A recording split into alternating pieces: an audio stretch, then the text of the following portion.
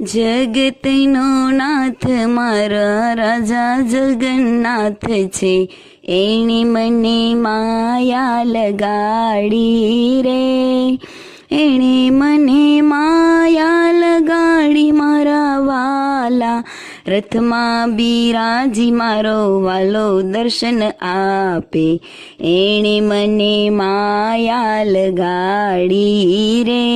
બોલીએ શ્રી જગન્નાથ ભગવાનની જય.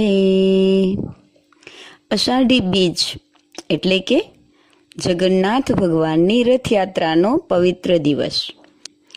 આવો મોટો મહિમા જગન્નાથ ભગવાનનો છે. દર વર્ષે અષાઢ સુધી બીજના દિવસે રથયાત્રા નીકળે છે. એમાં 3 રથ બનાવવામાં આવે છે, જેમાં અલગ અલગ સ્પેશિયલ લાકડાઓમાંથી રથ બને છે. તો પહેલો રથ ભગવાનનો હોય છે, જે રથનું નામ નંદીઘોષ કહેવામાં આવે છે અથવા ગરુડ ધ્વજ પણ કહેવાય છે. તો તે સફેદ ઘોડા રથમાં જોડાયેલા હોય છે.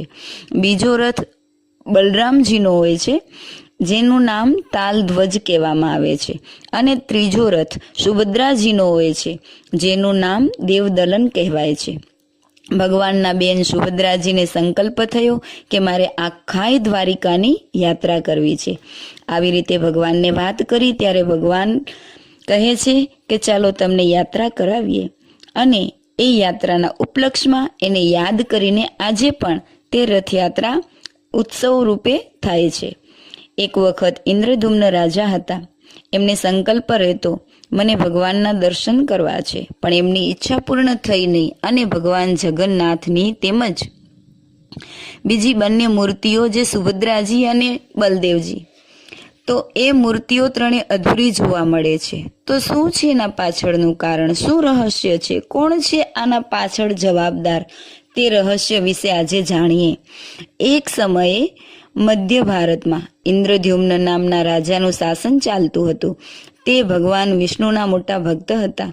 તેમને સ્વયં ભગવાન વિષ્ણુના દર્શન કરવાની ખૂબ ઈચ્છા હતી, પણ અફસોસ એ વાતનો હતો કે હજુ સુધી એમની ઈચ્છા પૂર્ણ થઈ શકી ન હતી. ઘણા પ્રયાસો કર્યા, પણ એમને ભગવાન વિષ્ણુના દર્શન થયા નહીં.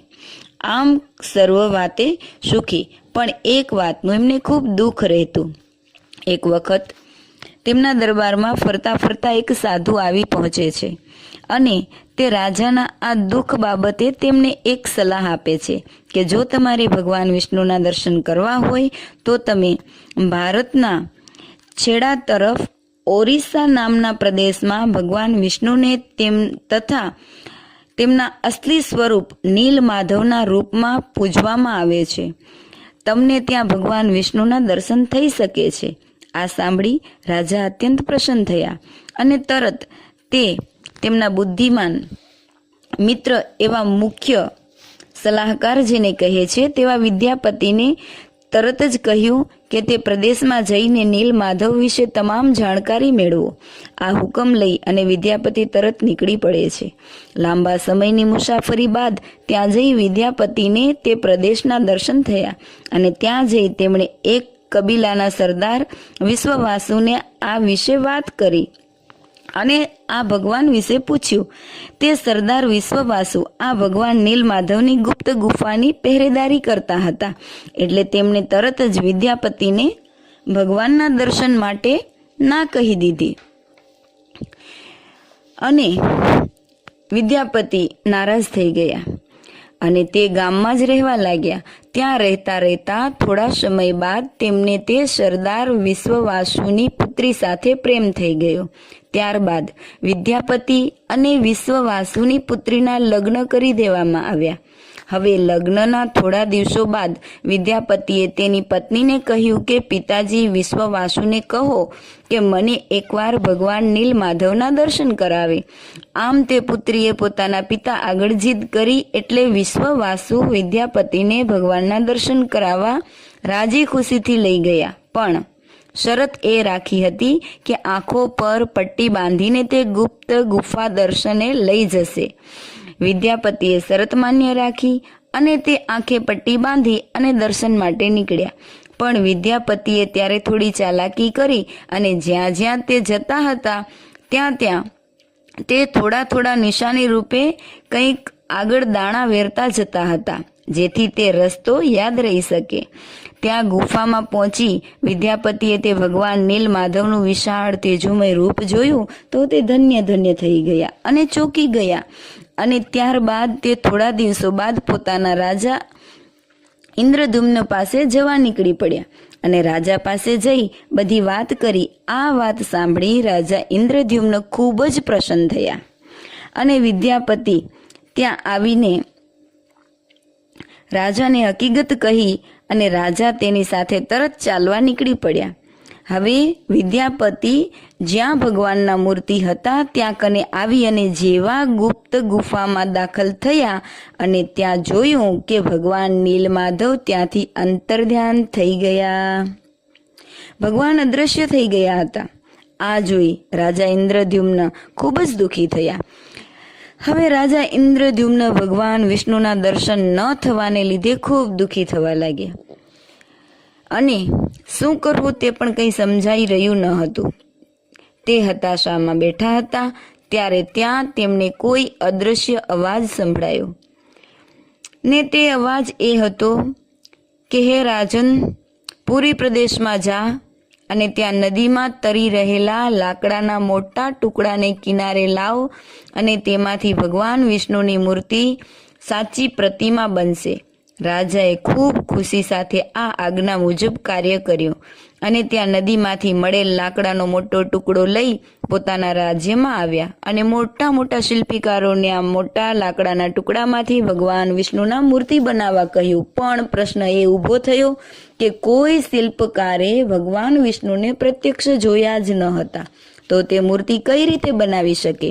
માટે કોઈ પણ શિલ્પી તે મૂર્તિ બનાવવા તૈયાર ન થયા. રાજા ફરીથી નિરાશ થઈ ગયા. એક દિવસ રાજાના દરબારમાં એક વૃદ્ધ વ્યક્તિ આવ્યા અને તેમણે રાજાને કહ્યું કે હે રાજન, ભગવાન વિષ્ણુના મૂર્તિ હું તમને બનાવી આપીશ. તે વ્યક્તિ વૃદ્ધ જે હતા તે બીજા કોઈ નહીં પરંતુ દેવોના શિલ્પી સ્વયં ભગવાન વિશ્વકર્મા હતા. રાજાને નવાઈ લાગી અને વિશ્વાસ ન આવ્યો કે આ વૃદ્ધ વ્યક્તિ અહીં મૂર્તિ કરી શકશે કે નહીં, પણ તેમ છતાંય થોડી આશા સાથે તેમને મૂર્તિ બનાવવા માટે હા પાડી, કારણ કે બીજો કોઈ વિકલ્પ જ ન હતો.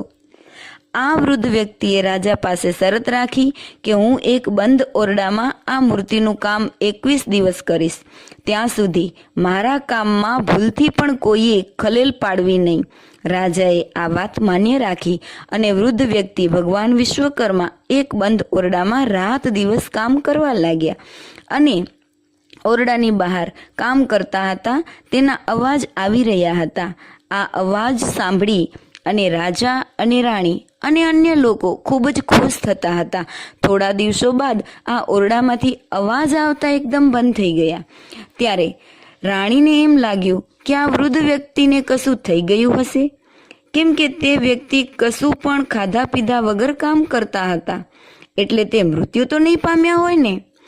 આવી અજબ ગજબની આશંકાઓ સાથે રાણીએ રાજાને વાત કરી અને રાજાએ પણ આ વાત ધ્યાનમાં લઈ અને તે ઓરડાનો દરવાજો ખોલી નાખ્યો તો તેમણે જોયું કે મૂર્તિઓ અધૂરી બની હતી અને કામ શરૂ જ હતું, પણ દરવાજો ખુલવાથી ભગવાન વિશ્વકર્મા ત્યાંથી અંતર્ધ્યાન થઈ ગયા અને આ લાકડામાંથી બનતી મૂર્તિ હંમેશને માટે અધૂરી જ રહી ગઈ.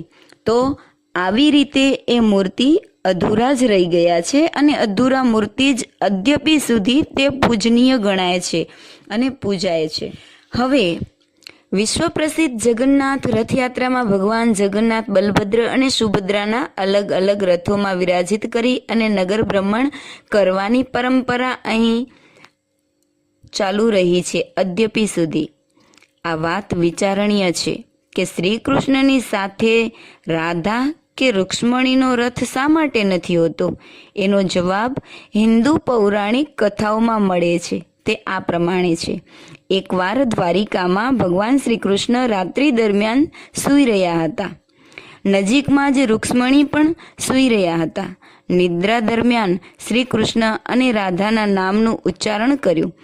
આ સાંભળી રૂક્ષ્મણીજી અચંબિત થઈ ગયા અને સવાર થતાં જ રૂક્ષ્મણીજીએ આ વાત અન્ય પટરાણીઓને કહી અને કહ્યું કે આપણી આટલી સેવા, ભક્તિ, પ્રેમ અને સમર્પણ છતાં પણ આપણા સ્વામીનાથ રાધાને યાદ કરવાનું ભૂલતા જ નથી.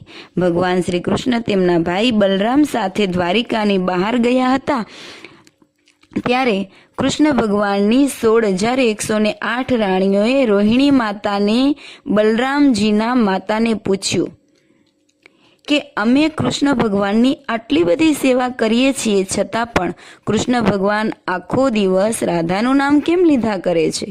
ત્યારે રોહિણી માતા બોલ્યા, જો કૃષ્ણ અને બલરામ રાજમહેલમાં ન પ્રવેશે તો હું તમને આ હકીકત કહું. રાણીઓએ વિચાર કરી અને સુભદ્રાને દરવાજાની બહાર ધ્યાન રાખવા માટે ઊભા રાખ્યા અને કહ્યું કે કોઈને પણ અંદર પ્રવેશવા ન દેશો. પછી રોહિણી માતાએ કથા ચાલુ કરી. સુભદ્રા દરવાજા પર કાન રાખીને અંદરની કથા સાંભળવા લાગ્યા. ત્યારે કૃષ્ણ અને બલરામ પાછા આવ્યા તો એમણે જોયું કે સુભદ્રા દરવાજા પર કાન રાખીને ઊભા છે. કૃષ્ણ અને બલરામ રાજમહેલમાં પ્રવેશવા ગયા તો સુભદ્રાએ તેમને રોક્યા. તો કૃષ્ણ અને બલરામ સુભદ્રાની જેમ દરવાજા પર કાન રાખીને અંદરની કથા સાંભળવા લાગ્યા. જે રોહિણી દેવી 16,108 પટરાણીઓને કથા સંભળાવી રહ્યા હતા તે. ત્યારે અચાનક ભક્તિના ભાવને લીધે ત્રણેયના હાથ અને પગ સંકોચાવા માંડ્યા અને આંખો મોટી મોટી થવા માંડી. ત્યારે કૃષ્ણ ભગવાનને મળવા નારદ મુનિ દ્વારિકા આવ્યા તો તેમણે જોયું કે કૃષ્ણ ભગવાનના હાથ અને પગ સંકોચાઈ ગયા હતા અને આંખો મોટી થઈ ગઈ હતી. અને નારદ મુનિએ શ્રી કૃષ્ણ ભગવાનને કહ્યું કે તમારું આ રૂપ જગતને બતાવો. તો કૃષ્ણ ભગવાને નારદ મુનિને આ રૂપ ત્રેતાયુગમાં જગતને બતાવવાનું વચન આપ્યું. આ કારણ ધાર્મિક માન્યતાઓ અને પરંપરાઓમાં ભગવાન જગન્નાથે શ્રી કૃષ્ણ અને સુભદ્રાની અધૂરી બનેલી કાષ્ઠ અર્થાત લાકડાની પ્રતિમાઓની સાથે રથયાત્રા કાઢવાની પરંપરા છે. તો અધૂરા જે હાથ અને પગ સંકોચાઈ ગયા એનું આ કારણ છે. તો આ રીતે ત્રણેય મૂર્તિઓ અધૂરા કઈ રીતે રહી ગયા અને ત્રણેય મૂર્તિના હાથ અને પગ કઈ રીતે સંકોચાઈ ગયા તે કથા આપણે જાણી.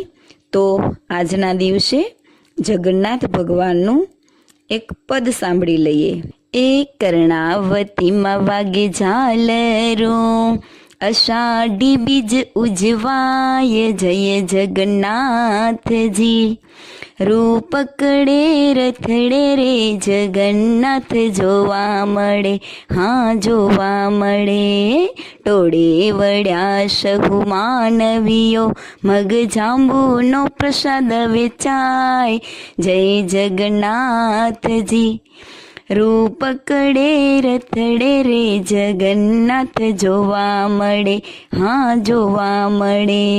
મામાને ઘેર આવે ભાણીઓ, નગર આખું હરખાય જય જગન્નાથજી. રૂપકડે રથડે રે જગન્નાથ જોવા મળે, હા જોવા મળે. ગગન ગાજે નો બતું, શરણાયું સંભળાય જય જગન્નાથજી. રૂપકડે રથડે રે જગન્નાથ જોવા મળે, હા જોવા મળે. ભજન મંડળીઓ મોજમાં, અખાડાના ખેલ ભજવાય જય જગન્નાથજી. રૂપકડે રથડે રે જગન્નાથ જોવા મળે. આનંદ હિલોડે સહુ ઝૂમતા, આવ્યા જગતનો નાથ જય જગન્નાથજી. રૂપકડે રથડે રે જગન્નાથ જોવા મળે, હા જોવા મળે.